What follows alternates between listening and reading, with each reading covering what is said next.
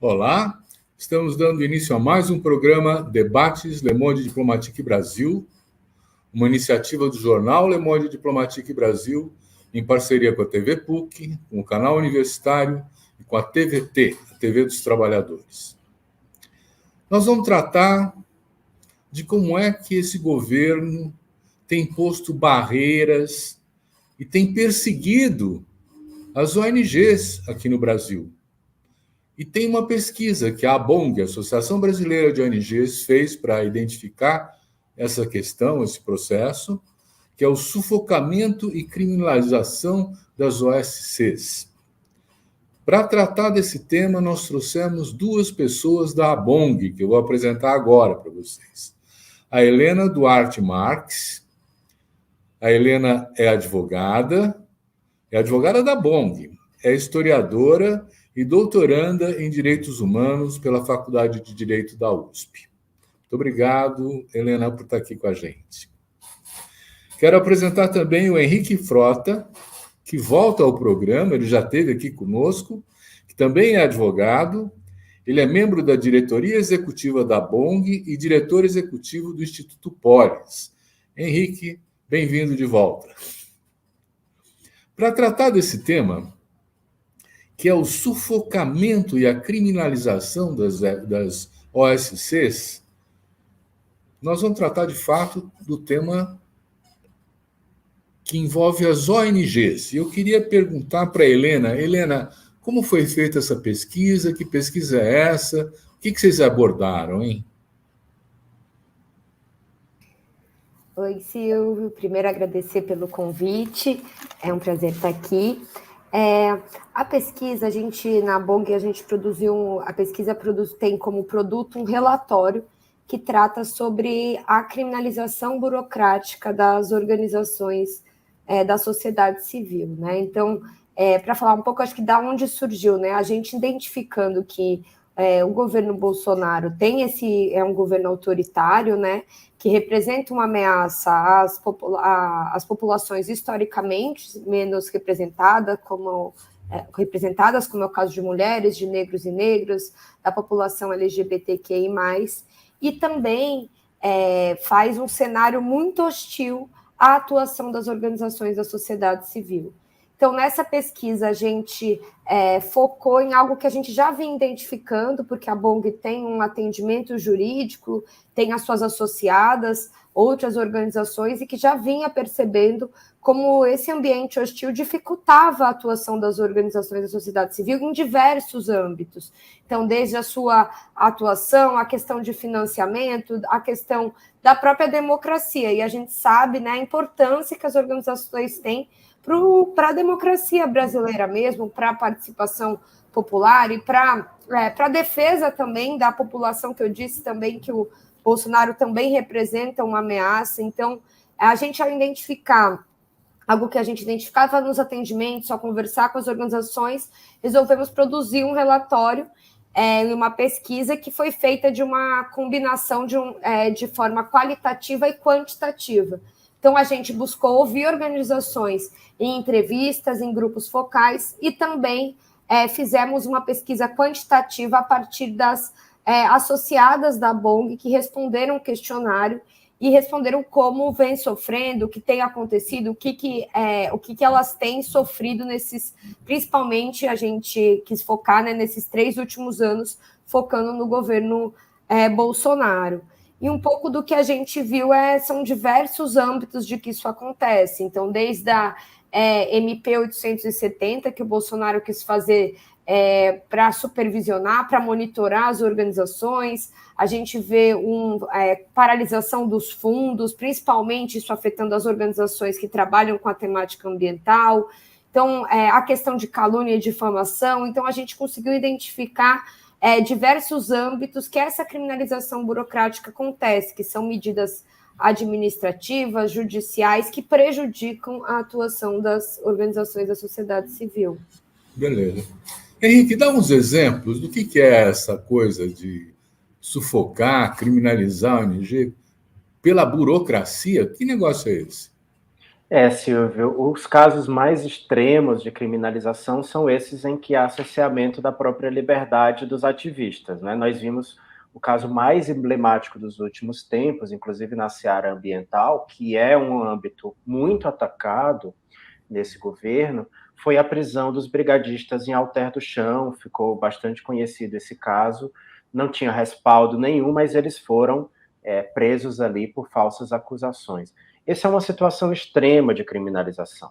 Mas o dia a dia das ONGs ou das organizações da sociedade civil é um dia a dia em que nós temos que lidar com uma quantidade muito grande de barreiras burocráticas e institucionais que vão dificultando a nossa ação, né? Então, exemplos concretos, né, como o que você pede, por exemplo, nós, muitas vezes, nessa pesquisa, inclusive, isso apareceu, as organizações são cobradas por prestações de contas de projetos que já se encerraram há 10, 15, 20 anos. Houve casos na pesquisa de organizações que receberam notificações de órgão público, que eventualmente apoiou no passado um projeto da entidade, que já havia prestado contas antes, e o órgão público cobrou novamente, né, justificativas de coisas de 10 anos ou de 15 anos atrás. Então, mesmo quando a gente recebe dinheiro público, óbvio, né, existe todo um sistema de controle e de transparência instituído já no Brasil. Nós fazemos relatórios, é verificado pelo Tribunal de Contas, o órgão público específico também faz a verificação, e pelos decretos e pela legislação em vigor, as organizações elas precisam ficar com a guarda dessa documentação probatória, dependendo da circunstância, né, despesas tributárias, trabalhistas, previdenciárias, entre 5 e 10 anos. Então, qualquer pedido acima de 10 anos é um pedido extemporâneo, é um pedido abusivo, né? E por que isso é entendido como uma tentativa de sufocamento, uma tentativa de perseguição? Porque, na medida em que o órgão público não encerra e não dá por finalizada a prestação de contas daquela entidade, a entidade pode ir para o cadastro, pode ser negativada, ficar impedida de receber recursos públicos no futuro, ter dificuldade de emitir certidões negativas, por exemplo. Então, é uma maneira de ir criando uma ambiência que dificulta, né, a captação de recursos e, evidentemente, a realização de projetos das organizações. E aí, nesse campo, como eu dei um exemplo de órgão público, recurso público, é importante também registrar, Silvio, que existe um mito no Brasil de que as ONGs elas são dependentes do recurso público, né? De que nós usamos os recursos do Estado brasileiro, não prestamos contas, não somos transparentes. E, na verdade, como eu disse, existe uma ampla normativa, procedimentos muito rigorosos de prestação de contas, que passam por diversas instâncias e diversos órgãos, seja da União, seja do Estado ou dos municípios, a depender, né, da origem do recurso público. Mas também é importante dizer que, pelo mapa das organizações civis no Brasil, que é mantido pelo IPEA, a média de acesso a recursos públicos no Brasil não é superior a 30%. O que eu quero dizer com isso? Menos de 30% das ONGs do Brasil vivem precisando acessar algum nível de recurso público. E mesmo assim, não sobrevivem simplesmente do recurso público. Elas têm projetos apoiados por várias fontes, por cooperação internacional, por fundações privadas, por doações individuais, por recursos públicos. Então, só 30% no máximo acessa. Na base associada da ABONG, que é um, né, digamos, é um círculo que não representa todas as organizações da sociedade civil do Brasil, na nossa base associada, a média é de 20% apenas das associadas que acessam recurso público. Então, é um mito dizer que as ONGs dependem, que usufruem livremente, sem responsabilidade do dinheiro público. Primeiro, porque nós prestamos muita conta, e segundo, porque é a minoria que acessa recurso público. A maioria das organizações no Brasil, Silvio, vive do trabalho voluntário da sua equipe, vive de doação. Na pandemia nós vimos isso, doação de alimento, doação de recursos. É mais a solidariedade, né, da população brasileira e dos ativistas que fazem as organizações que faz o nosso trabalho acontecer. Não é o dinheiro público. Helena, vocês falaram em outros níveis de Estado. Você tinha falado do governo Bolsonaro. Essa perseguição, ela também é visível a nível estadual e municipal? Sim, Silvia, assim, ó, a gente percebe, né, que algumas dos aspectos, né, que a gente trabalha, ali acontece tanto no governo federal, como estadual, como municipal. Por exemplo, desde 2014 a gente tem um marco regulatório das organizações da sociedade civil, que é uma legislação, que é um marco mesmo, porque estabelece novos paradigmas para as parcerias entre os órgãos públicos e as organizações da sociedade civil. Apesar mesmo com a lei, o que a gente vê é que muitas parcerias, tanto a nível federal, mas também a nível estadual ou municipal, não se respeita a lei, então não se respeita os parâmetros, esses novos parâmetros que a lei coloca para as parcerias. Então, para a prestação de contas, que deve ser focada a partir do Miros, que ela foca muito mais se cumpriu o que era previsto de atividades, dos resultados, do que exatamente nas notas, na prestação de contas. Isso a gente ainda tem muita... a gente observa que a nível estadual e municipal isso também acontece, um desrespeito à lei federal. Mas a gente também identifica na pesquisa que algumas coisas há um sobrepeso do governo federal, por exemplo, em relação à calúnia e difamação. Uma das perguntas que a gente fez na nossa pesquisa quantitativa a pergunta se as organizações sofreram algum tipo de calúnia ou difamação. Nessa, a gente encontrou 18 organizações responderam que sim, sendo que dessas 70% são essa calúnia, essa difamação veio de um órgão público e metade dessas do governo federal. Então, se a gente pega a calúnia e difamação, o governo federal hoje, essas que vêm a partir de órgãos públicos, metade é do governo federal, e a nível estadual e municipal é menor. Então, há algumas questões que a gente identifica, porque a gente também entende, né, que não é só a nível federal, mas que também se respalda no judiciário, que também respalda nos governos locais, mas também a gente tem uma acentuação do governo federal, inclusive, por exemplo, em questão da paralisação dos fundos. Então, tem essa diferença, assim. Outra questão também em relação que a gente vê a tributação, né, que não existe no Brasil uma tributação específica para as organizações da sociedade civil. Então, às vezes, a âmbito estadual, por exemplo, existe um grande questionamento sobre o ITCMD, que apesar de o STF já ter reconhecido que esse imposto não cabe às organizações da sociedade civil, porque não existe uma lei complementar que regulamente esse imposto, os estados ainda cobram das organizações. Por exemplo, aqui em São Paulo, várias organizações têm dificuldade de receber doações sem que incida esse imposto, apesar de, como eu disse, já ter uma decisão, inclusive, do STF. Então, a gente vê que não é só a nível federal, mas, como eu disse, em alguns aspectos se acentua essa criminalização a partir do governo federal, mas não dá para a gente dizer, olha, é só no governo federal. Não, acho que isso a gente vê, e é o cotidiano das organizações, e as organizações que sofrem disso acabam, infelizmente, sendo de todos os âmbitos. Antes da gente mudar, eu queria também conhecer o que vocês levantaram na pesquisa, mas vocês entendem que isso é uma perseguição política ou não? Essa é uma das grandes dificuldades de enquadramento, sabe, Silvia? Porque muitas dessas práticas, elas são práticas corriqueiras da burocracia estatal, vistas como práticas assépticas, imparciais, neutras, né? O que nós temos notado nessa última quadra, né, nesse último período, especialmente em que há uma ascensão conservadora, é que uma parcela dessa burocracia estatal, que inclusive é formada por servidores de carreira, concursados, aparentemente, né, sem as paixões políticas, mas isso não é bem verdade, né? Muitas dos decretos, das portarias, elas são modificadas conforme o governo estabelecido no momento.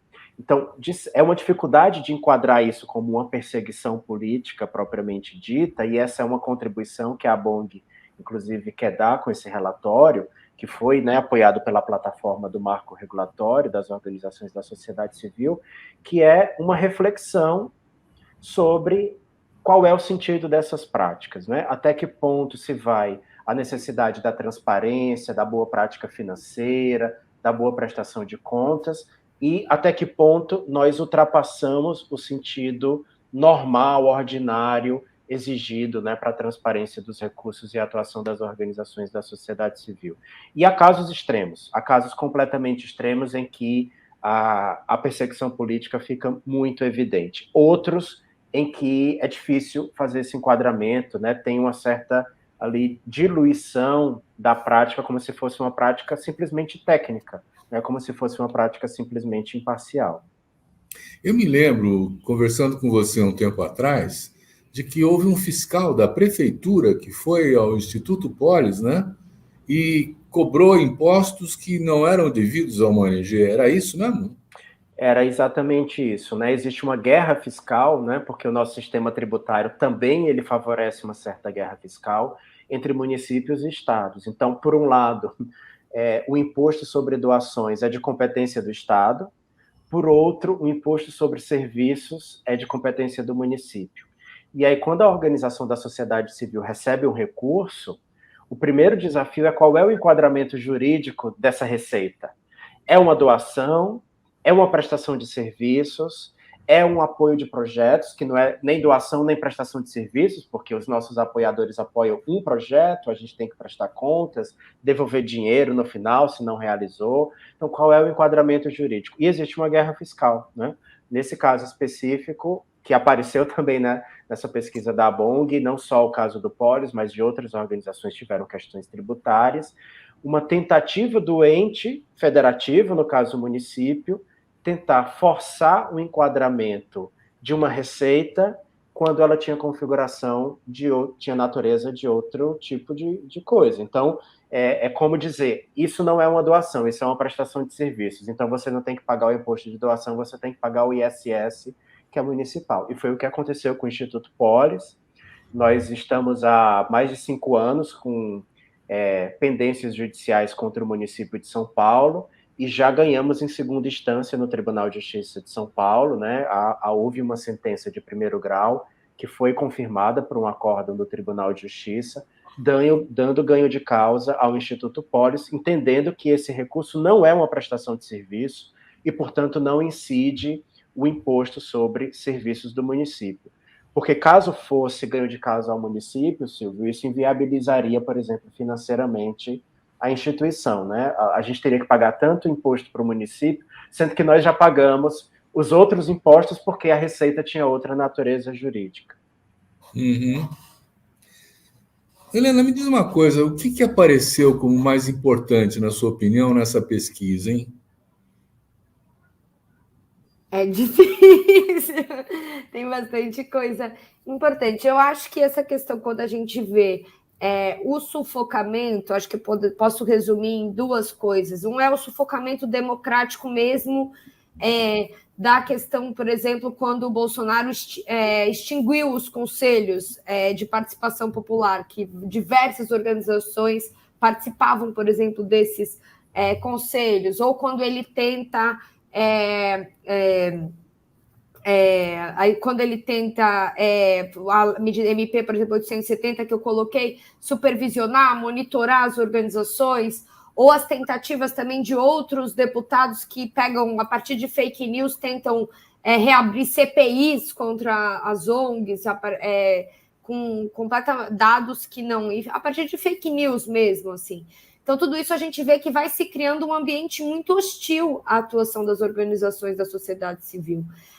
E acho que tem uma questão que acho que também a pesquisa é muito feliz, o momento histórico dessa pesquisa, se pensar que é um momento de pandemia, é um momento muito crítico do país, né? Que segue ainda, né, de grande preocupação, e que nesse momento, além dos índices econômicos, do aumento da fome, do aumento aumento da piora, né, da situação de vida da população, e que as organizações têm um papel, uma atuação muito importante, né? Então a gente viu diversas organizações fazendo campanhas de solidariedade, distribuindo marmitas, distribuindo cestas básicas, atuando nos territórios periféricos onde se concentra a população que está mais sofrendo com essa situação. Então, acho que isso é uma questão. E a outra é a questão do financiamento, assim, que é um sufocamento a partir do dinheiro, né? Que tem muito a ver com a lógica da sociedade que a gente vive, né? Que a gente sabe que o dinheiro é importante para as organizações, que muitas delas são pequenas, vivem com pouco, e ainda tem essa tanto tributação, diminuição de parcerias, de financiamento, que acaba também dificultando muito a atuação. Nós vamos fazer um pequeno intervalo e já voltamos, tá bom?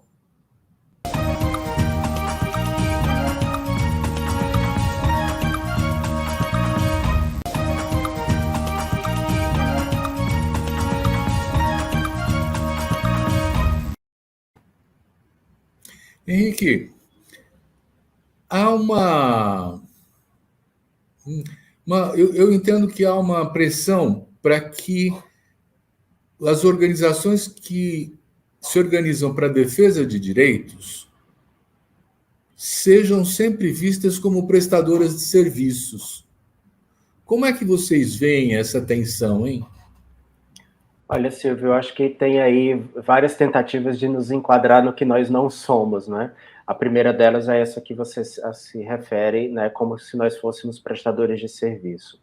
Na verdade, o que as organizações de defesa de direitos, que lutam por políticas públicas no Brasil, lutam por melhores patamares de justiça social, fazem, é um enfrentamento junto à opinião pública, junto aos atores, né, governamentais, junto a outras instituições, para que a gente consiga evoluir, né, do ponto de vista do acesso a direitos, da garantia, né, de garantias fundamentais da população brasileira, que inclusive nós estamos vivendo num momento de total retrocesso, né, com o retorno do Brasil ao mapa da fome, desemprego alto, né? Então, muito do que essas organizações fazem é tentar gerar um patamar melhor de políticas públicas e de garantia de direitos. Então, a nossa ação, ela não é uma ação que tem clientes, né? Nós não prestamos serviços para A ou B ou C, né? Nós fazemos uma ação de interesse público, nós agimos em nome, né, dos direitos fundamentais, nós agimos em nome da defesa da vida e de outros direitos, inclusive constitucionalizados. Quando a organização recebe recurso, ela não recebe recurso, na maioria das vezes, para produzir uma consultoria para um cliente. Ela recebe um recurso porque alguém, alguma instituição ou algum indivíduo acredita no trabalho daquela organização. Então, nós demandamos, obviamente, né, dinheiro, porque nós precisamos pagar os custos do trabalho, pagar salários das equipes, pagar as atividades que fazemos, os estudos ou as ações diretas nos territórios. As organizações da sociedade civil no Brasil têm uma atuação muito diversa e muito múltipla e precisam, obviamente, de recursos para tal. É um setor, inclusive, que se fala pouco, mas é um setor que emprega milhares de pessoas no Brasil. Normalmente nós temos setores econômicos muito bem organizados, né, e que fazem muita propaganda, né, que geram tantos milhões de reais para o PIB, que empregam tantos milhões. As organizações da sociedade civil também são responsáveis por empregar milhares de pessoas no Brasil, mas nós não somos prestadoras de serviço, né? Nós fazemos uma atuação de interesse público e aí servimos de ponte entre pessoas que têm recurso, acreditam nesse trabalho e doam dinheiro para isso ou apostam num projeto para tal, né? Mas nós não prestamos serviço para esses doadores, né? A nossa responsabilidade é com a sociedade brasileira, não é com o cliente. Então, nesse sentido, não há que se dizer como... Eventualmente, a organização da sociedade civil, embora nós não tenhamos finalidade lucrativa, não, por isso nos distanciamos ou nos diferimos, né, das empresas nesse sentido, porque não temos finalidade lucrativa, mas, eventualmente, se o estatuto da entidade permitir, a entidade pode até prestar um serviço, isso não é proibido por lei. E aí vai emitir a nota fiscal, vai recolher o seu imposto sobre serviço, mas, majoritariamente, Silvio, o que nós fazemos não se enquadra como prestação de serviço. Pois é, mas, Helena, você falou da plataforma, do movimento pela reforma do sistema, né? E você falou de um marco regulatório. Esse marco regulatório, ele contempla organizações de defesa de direitos ou é uma coisa mais genérica que permite esse avanço, vamos dizer assim, no sufocamento?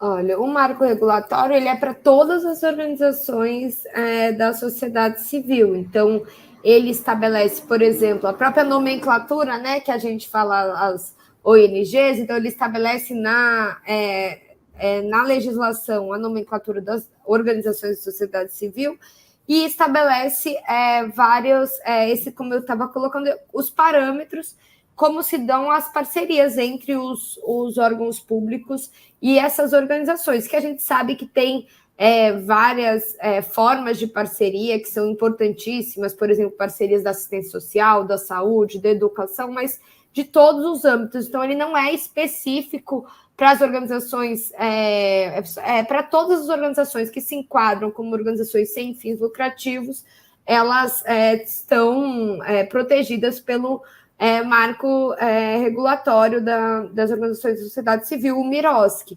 Agora, a gente sabe também, e a gente infelizmente vê que não é a legislação que protege as organizações, porque a criminalização burocrática ela acontece e ela segue acontecendo. Então, a gente vê como é um marco importante, é um marco que também precisa ser defendido, um pouco do que eu estava falando, ainda a gente precisa... É uma luta ainda que, por exemplo, os estados, os municípios cumpram a legislação federal, e a gente sabe que a legislação por si só não protege, né, as organizações. Óbvio que é muito importante, mas que a gente vê que a criminalização e essa questão da burocracia acontece em outros âmbitos, que também não é só o MIROSC que protege as organizações, né? E até como o Henrique estava colocando, né, o marco regulatório ele fala justamente dessa parceria público-privado, e o que a gente vê é que a minoria hoje das organizações, né, são, como o Henrique estava falando, só 30% recebe recursos públicos. Então, a gente tem 70% de organizações que não recebem recursos públicos e que também sofrem outras formas de criminalização, né? Que a gente identifica de entes privados ou dos entes públicos, mas de outras formas. Só para você ter uma ideia, Silvio, do que a Helena coloca, a Lei 13.019 de 2014, que é, né, essa famosa lei do marco regulatório, ela só regula um capítulo da nossa vida, um capítulo pequeno da nossa vida, das organizações, né? Que é essa interface entre a organização e o poder público. A maior parte do capítulo da nossa vida tem a ver com voluntariado, doação de pessoa física que está lá na favela, né? Tem a ver com relação bancária, por exemplo. Existe um vazio legislativo sobre o tratamento bancário que é dado às organizações. Até hoje, nos bancos, nós somos chamados de empresa, para você ter noção. As tarifas, né, os pacotes tarifários, as exigências de documento, são as exigências que se faz nas portarias e nas normativas do Banco Central para pessoas jurídicas genericamente, especialmente empresas. E muitas delas não se aplicam a nós. Então, os bancos fazem exigências que as organizações não têm condição de cumprir ou que simplesmente não se enquadram, porque não fazem parte da nossa natureza jurídica. Então, por exemplo, a relação com o sistema bancário é uma relação em que existe um vazio legislativo completo, né, em que, inclusive, nós temos que tentar ali nos amoldar a uma circunstância que é muito mais formatada para as empresas do que para organizações sem fins lucrativos. Até para comentar só uma coisa, que o Henrique colocou, essa questão bancária, tem um capítulo, né, do nosso relatório que se dedica, fala disso também, é até cômico, né, o Henrique estava colocando, seria até cômico se não fosse trágico, né, que eles tratam as organizações como empresas, mas, por exemplo, quando muitas organizações que tentam, por exemplo, ter um cartão de crédito, aí vocês são associações sem fins lucrativos, não pode ter cartão de crédito, o que não tem nada a ver, as organizações podem ter cartão de crédito, podem... Então, é uma insegurança jurídica enorme, e os bancos, ao não ter, né, como o Henrique falou, não ter uma legislação específica para a questão bancária, as organizações ficam ali num limbo, uma hora tratadas como associações sem fins lucrativos, a hora tratadas como empresa, e cada banco também com uma a gente vê muito recorrente, né, Henrique? As organizações falam, a gente mudou de banco e resolveu. Ou não, né? A gente abriu uma nova conta e deu problema. Então, é uma insegurança jurídica enorme, que as organizações estão à sorte mesmo de, às vezes, ter um funcionário que, às vezes, tem uma sensibilidade maior, ou um banco que já tem outras contas de outras organizações. Às vezes, a gente no atendimento jurídico, até aconselha as organizações isso, olha, se você sabe de outra organização que não tem problema nessa agência bancária, abre a sua conta lá. Mas é muito a sorte, né, em uma insegurança jurídica grande. Então, Henrique, está tendo sucesso esse sufocamento, então? Olha, Silvio, eu diria que nós somos muito persistentes, porque apesar, né, da grande ofensiva contra a atuação, né, da sociedade civil, e vamos também, aqui é importante destacar que entre o universo das ONGs do Brasil, esse governo ele mira em algumas em particular com mais intensidade. Então nós sabemos que organizações do movimento indígena, organizações ambientalistas que atuam na Amazônia, tem sido recorrentemente alvo, não só das falas, né, como a Helena colocou, falas que atribuem, né, difamações, calúnias a essas organizações, mas há um sufocamento maior, né, e há uma tentativa, por exemplo, de fechar fundos, né, que eram fundos importantes para a atuação das organizações nesses territórios. Então, nós temos essa consciência de que nem todas as organizações padecem, né, do mesmo grau de sufocamento, ou do mesmo grau de dificuldades. Entretanto, o contexto é um contexto estrutural que dificulta a atuação para todas, algumas com grau de maior intensidade do que outras, mas a dificuldade é para todas. Mas eu diria que nós somos muito persistentes, e as organizações, elas existem muito em função de um ideário, né, de uma crença, de um ativismo, e é muito difícil desmobilizar, né, pessoas que se reúnem para atuar em torno de ideários, né, em torno de desejos de transformação. E, basicamente, o que mobiliza as organizações da sociedade civil, pelo menos o campo, né, de associadas da ABONG, tem a ver com isso. Organizações que estão na luta há muitos anos, né? A própria ABONG, né, a própria associação, acaba de completar 30 anos de existência. Então, nós já vivemos por muitas coisas, né? O governo Bolsonaro não inventou a criminalização burocrática, o governo Bolsonaro não inventou a perseguição política, é importante dizer, embora seja um governo em que essas coisas ganharam uma inflexão muito importante, né? O discurso de ódio promovido pelo presidente da República, ele não é algo de menor importância, Silvia, porque ele tem um efeito irradiador que é um discurso que depois gera ações práticas, ações concretas de violência real para a vida das pessoas, para a vida das organizações. Então, isso vai tendo como que um efeito dominó de violências. Não é simplesmente um discurso que depois a gente vai esquecer dele. Ele vai contaminando as práticas concretas. Então, eu diria que ele causou mais problemas, né? Esses últimos 4 anos têm sido anos de muito mais enfrentamento, de mais dificuldades para as organizações, não só do ponto de vista financeiro, nós falamos muito da questão da sustentabilidade como um fator central da existência das organizações, mas nem tudo se resume a acesso a dinheiro, né? Todo um processo de calúnia, de atingir, né, a estabilidade da organização pela sua imagem, ou todo um processo de fake news nas redes sociais contra as organizações e seus ativistas ou suas lideranças, ou todo um processo de atribuir mesmo práticas criminais que não são fundadas, né, não são baseadas na verdade, e aí você tem que responder criminalmente por isso. Isso vai criando um ambiente, né, numa tentativa de nos desmobilizar. Entretanto, se a gente considerar, por exemplo, um dos grupos mais abalados, que são as entidades ambientalistas continuam agindo firmemente na defesa dos direitos socioambientais no Brasil. Então, apesar de nossa vida ter se tornado muito mais difícil, mas a nossa determinação, eu acho que consegue fazer frente, né, a muitas dessas dificuldades. Eu fiquei curioso de saber se existem iniciativas coletivas contra esse sufocamento burocrático, ou é cada um entrando com uma ação particular e um advogado seu, hein? Como é que é, Helena? Acho que isso é muito importante, Silvio, que você perguntou, porque o nosso relatório também fez questão de identificar o que a gente chama dessas resistências, né?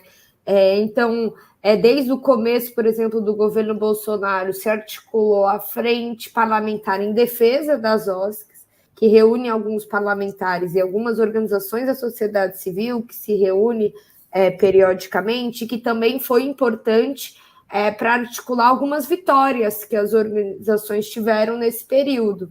Então, a derrubada, por exemplo, da MP 870, aquela parte que colocava a supervisão, a monitoramento das organizações, a derrubada do veto contra a lei Aldir Blanc, que também era importante para as organizações da sociedade civil que atuam na cultura e que tinham uma questão de financiamento na legislação. Então, essa frente se articula e tem também resistido e tem algumas vitórias com várias campanhas políticas, mas também a gente tem outras redes, outras frentes de organizações que vêm, que se articulam, que conversam, então, como a própria plataforma Miroski, que também reúne diversas organizações, tem o Pacto pela Democracia, que também reúne organizações, então a gente identifica várias redes que se conversam e que resistem, né? É muito difícil, nesse cenário, as organizações terem uma agenda positiva, né? A gente está um pouco nessa reativa, mas mesmo nessa reação foi possível ter algumas vitórias se articulando com campanhas políticas, e muito ligada a esses temas. É óbvio que tem um aspecto individual da defesa, né? Tem organizações que, por exemplo, nos procuram que estão, por exemplo, como o Henrique colocou, né? Tem prestações de contas de 10, 15 anos atrás que estão agora sendo judicializadas. Então, essas organizações procuram esse aspecto coletivo, mas também fazem sua defesa judicial, individual. Tem também redes de próprios advogados e advogadas que atuam nisso. A OAB também tem algumas comissões de terceiro setor que reúne defensores das organizações que também estão muito atentas à criminalização burocrática. Então, existe uma resistência também que a gente também no nosso relatório fez questão de falar, que acho que é muito importante. E quando a questão entra numa seara judicial, o nosso sistema judiciário ele é muito de individualizar o conflito, Silvio. Então, do ponto de vista da ação política, da incidência no Congresso, conquistar uma nova lei ou derrubar um veto, como a Helena falou, existem as diversas, né, plataformas, redes coletivas que as organizações se organizam para incidir juntas. Mas quando uma organização tem um problema com um município, ela está ali tendo que se defender sozinha, contratar seu próprio advogado.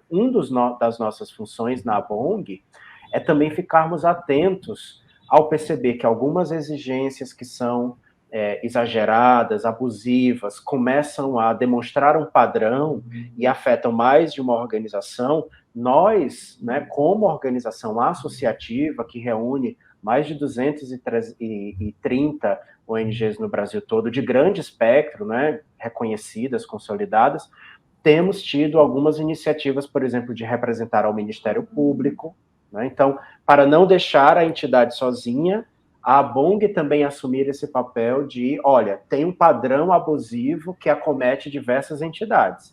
Vamos representar ao Ministério Público Federal ou ao Ministério Público Estadual. Mas a percepção de que existe um padrão abusivo, ela também não é imediata, né? Porque as organizações, muitas delas, recebem uma notificação e não comunicam, né, a coletividade ou as suas redes, porque tratam aquilo no âmbito individual. Então, nós ainda precisamos falar mais, né, sobre essas práticas de criminalização para também encontrar respostas mais coletivas do ponto de vista judicial. Eu diria que a arena judicial é a arena que a gente tem mais dificuldade de coletivizar a resistência. Continuando com você, Henrique, eu tenho a impressão de que não são todas as ONGs que estão sofrendo perseguição. Eu tenho a impressão que, por exemplo, as entidades assistenciais ligadas à Igreja Evangélica, que são ONGs também, né? Quer dizer, elas têm um apoio bastante efetivo desse governo, não é verdade? É importante, inclusive, isso, porque existem, pelo mapa, né, das organizações da sociedade civil no Brasil, mantido pelo IPEA, nós sabemos que os números variam de um ano para o outro, mas, vamos dizer, existem mais de 750 mil organizações da sociedade civil no Brasil. 750 mil CNPJs, né, de organizações de sociedade civil. E esse universo gigantesco, ele compõe desde entidades religiosas, entidades comunitárias, entidades desportivas, entidades recreativas, entidades filantrópicas, e dentro dele tem o grupo do que nós chamamos de organizações de defesa de direitos, organizações que vão para o enfrentamento, que reivindicam política pública, que estão na linha de frente, né, dessa luta por garantia de direitos. Então, nós não somos todas, né, as organizações da sociedade civil. Existe um recorte, né, de organizações da sociedade civil que realmente promove e provoca esse tipo de enfrentamento no Brasil, porque pretende ter melhores políticas públicas, acredita, né, no papel dos direitos sociais. Esse grupo é o grupo que tende a ser mais perseguido, Silvio. Os grupos que têm outras ações de naturezas, né, que não envolvem confrontação, esses têm uma tendência menor de sofrerem perseguições, e há um outro componente que é esse que você coloca, né? Da onde vem, quem são os dirigentes, qual é a origem dessa organização. Nós sabemos que hoje existe uma base de organizações da sociedade civil de viés conservador, né? Que também é uma base que dá suporte a esses movimentos que hoje ocupam o governo. Então, essas organizações, elas encontram, pelo contrário, né, da burocratização, elas encontram acesso facilitado a recursos, elas encontram desburocratização, elas encontram práticas, inclusive, que abrem mão de certas exigências de transparência.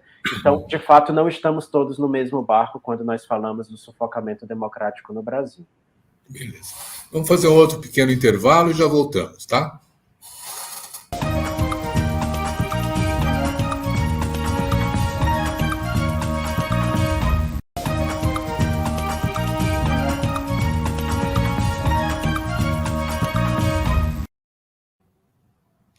Então, eu estava pensando aqui que nós estamos terminando uma fase crítica da pandemia. Nós não sabemos o quanto ela vai ser retomada, né?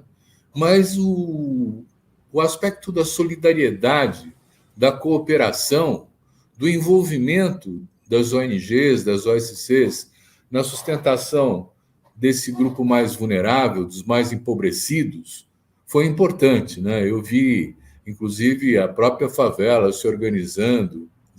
Como é que vocês avaliam o engajamento das ONGs nesse processo crítico que a gente viveu agora? Acho que a primeira coisa é pontuar também que as organizações foram muito afetadas, né, por todo esse aspecto da pandemia. Então, a gente, por exemplo, no atendimento mesmo jurídico da BOG, a gente atendeu organizações que não conseguiram continuar suas atividades, porque foi impossível manter suas portas abertas, foi impossível conseguir continuar com a sua atuação, né? Então, e algumas também, a depender do tema, né, da temática de trabalho, foram mais prejudicadas, né? Até falei um pouco aqui no outro bloco a questão das próprias organizações que trabalham com a cultura, que foram muito afetadas pela pandemia. Mas o que a gente viu também é que muitas organizações, acho que a maior parte as que já faziam, né, essa questão de solidariedade, de atuação nos territórios, de atuar com a população mais vulnerável, potencializaram, né, continuaram a fazer o que já faziam e muito mais, e várias organizações adaptaram as suas atividades muito olhando para essa situação que o Brasil vive hoje. Então, como o Henrique colocou, né, um país que voltou ao mapa da fome. Então, as organizações, também porque as organizações, a gente também sabe, né, que tem uma capilaridade grande no território. Então, atuam nas cidades, atuam nas periferias, têm contato com lideranças, com associações de bairro, já com a população mais vulnerável. Então, o que a gente viu é que várias organizações, mesmo algumas que não faziam antes da pandemia, ações de solidariedade ou ações de solidariedade concretas, passaram a fazer. E isso acho que foi muito importante, né? A gente sabe a importância dessas medidas para a situação que a gente vive hoje, visto que a gente tem um governo federal que não olha com atenção, né, a isso, que não se preocupa realmente com essas questões que as organizações com essa deficiência de políticas públicas que possam resolver essas problemáticas, as organizações têm cumprido esse papel, que deveria ser do Estado, mas que, como o Estado não tem cumprido, as organizações estão muito atentas a isso, e, como eu disse, as que já realizavam isso, acho que potencializaram, e várias outras adaptaram suas atividades mesmo e focaram na solidariedade. Nós estamos chegando ao final do nosso...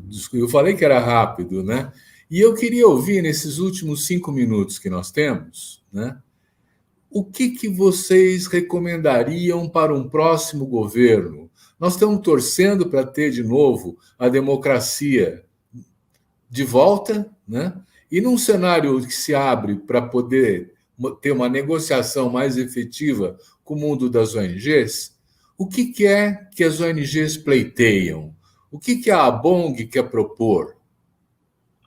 Olha, Silvio, eu diria que a gente tem toda uma agenda bastante completa de reivindicações, a começar por aquilo que já temos em termos legislativos, né? A própria Lei 13.019 de 2014, ela precisa ser melhor regulamentada e ser difundida entre os estados e municípios para que, de fato, as práticas, né, estabelecidas nessa legislação sejam respeitadas e a gente consiga, né, realizar, né, as parcerias, os termos de colaboração, de fomento com a administração pública de uma maneira transparente, conforme preconiza, né, essa lei, sem exigências, né, exacerbadas, né, além do padrão. Uma outra questão é que as organizações da sociedade civil no Brasil, apesar de termos a Lei 13.019, ainda enfrentam muitos vazios legislativos em outros âmbitos. Então, nós precisamos também avançar na seara regulatória, na seara legislativa, para estabelecer, por exemplo, questões tributárias para as organizações. Apesar da Constituição, né, nos assegurar imunidade, é muito difícil para uma organização hoje no Brasil conseguir se cadastrar nos órgãos públicos para ter imunidade.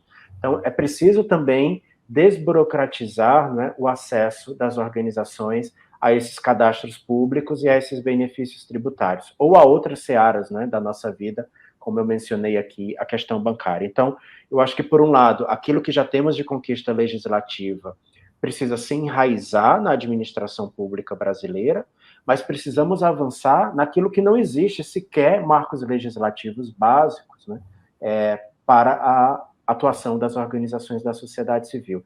Esse é um ponto crítico, né, que um próximo governo tem que enfrentar, mas não é o único, né? As organizações, elas padecem de outras questões, por exemplo, toda a nossa reivindicação por um sistema de participação social nas políticas públicas que foi desmontado, né, nesse último período do governo Bolsonaro.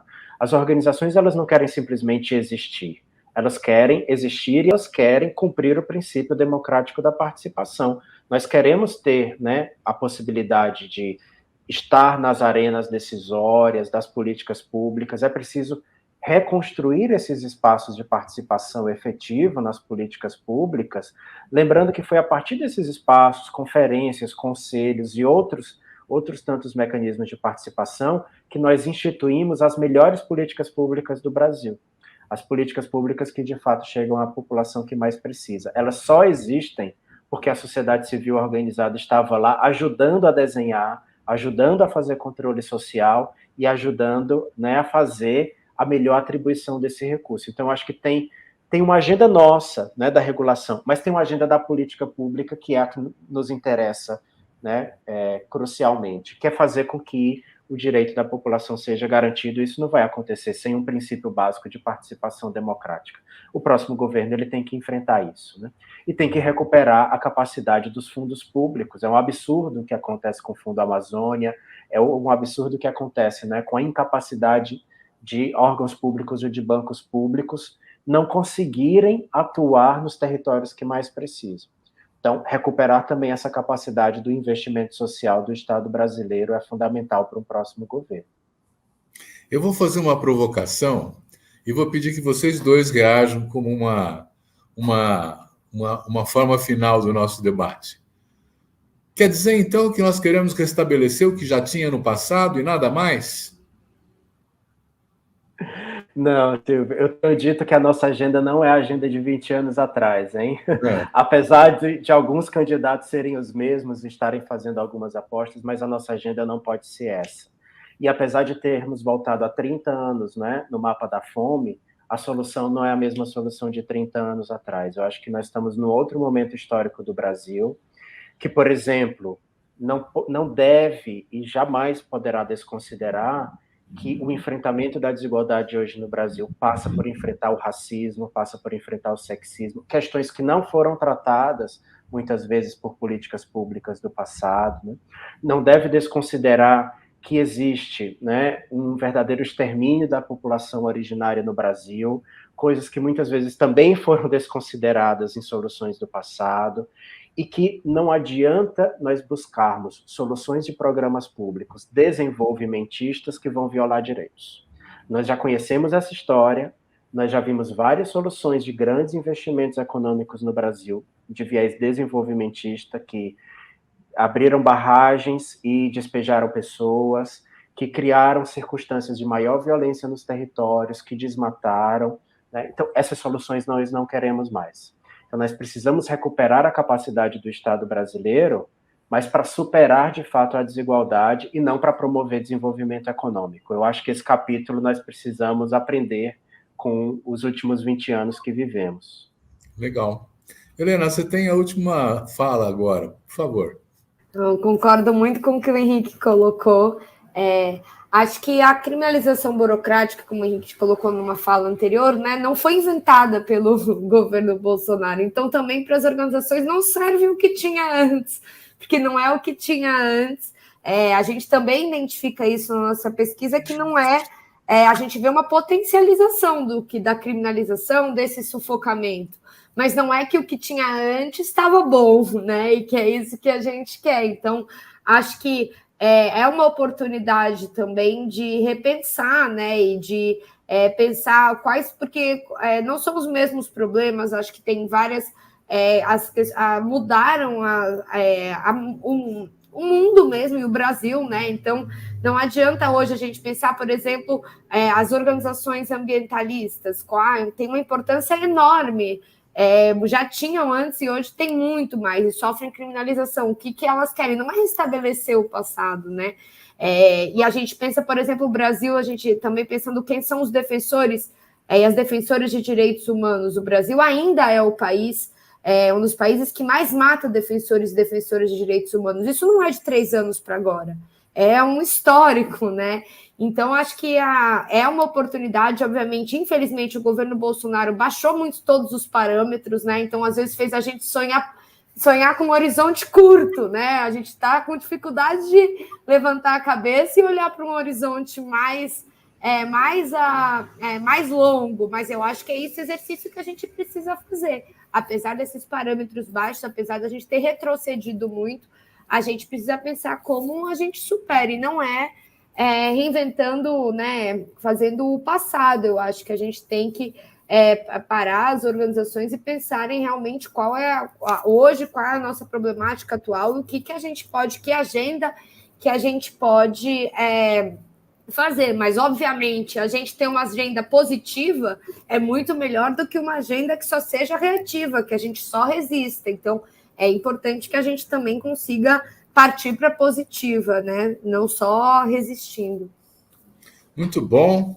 Eu quero agradecer muito a Helena Duarte Marques e ao Henrique Frota por esse esclarecedor papo, e agradecer também a você que nos assiste. Obrigado. Semana que vem tem mais.